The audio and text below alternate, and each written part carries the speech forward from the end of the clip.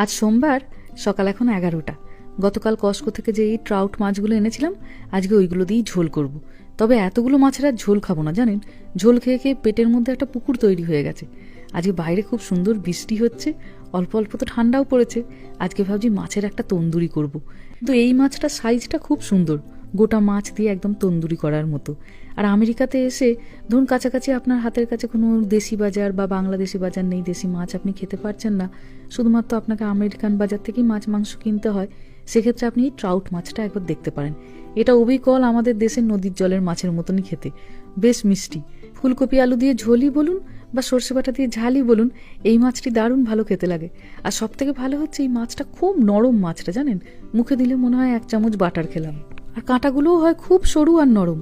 তন্দুরির মশলাটাকে এবার একটু রেডি করে নিচ্ছি। 3 চামচ মতো টক দই নিয়েছি, আদা রসুন বাটা, জিরে গুঁড়ো, ধনে গুঁড়ো, হলুদ গুঁড়ো আর লঙ্কা গুঁড়ো,